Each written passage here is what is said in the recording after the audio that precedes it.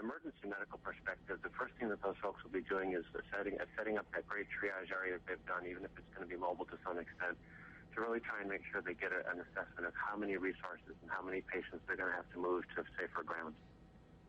Yeah, this is, I can't imagine the scope that these folks are dealing with. We're talking, the air ambulances are coming in from all over big parts of Texas to help out. I mean, every air ambulance available because of the number of injured. We're hearing 200 injured, 60 to 70 killed, and I can't remember the last time we've seen something of this magnitude.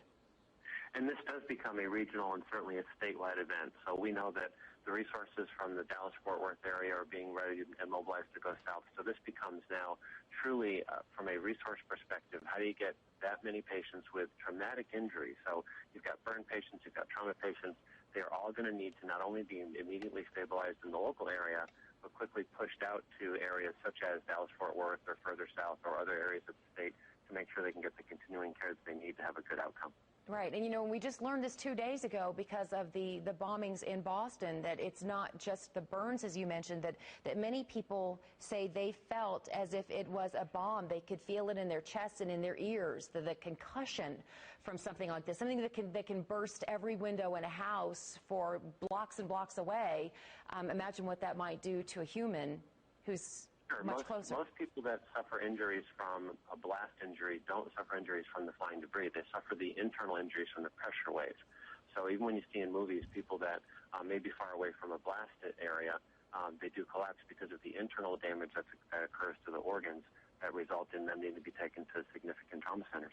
Which is, and sometimes that can be, I'm sure, very hard to diagnose when you see someone who maybe not have, much evidence of external damage, but without perhaps doing, an X-ray or an MRI, you wouldn't know the kind of internal. Right. That is why the triage processes that the emergency medical personnel are trained to use identifies quickly the potential for decline in those patients and gets them moved quickly to an area that can be stabilized first locally and then certainly regionally, so that the local resources aren't taxed long term.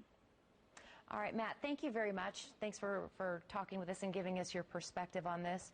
And this is something that, as Matt was saying, this is not just a local event for West. This has certainly become a regional and a statewide event, and something that everyone is trying to help, and certainly prayers going toward these people and the first responders. Our Brian New, you've been there for at least an hour or so now, 2 hours. Tell me, what's it like there?